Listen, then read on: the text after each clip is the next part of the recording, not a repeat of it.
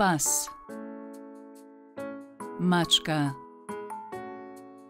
ptica, krava, svinja,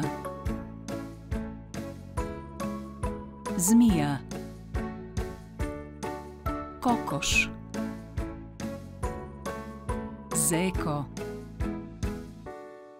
medo,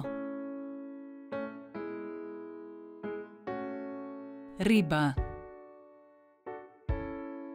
vuk, lav, slon, zebra, žirafa.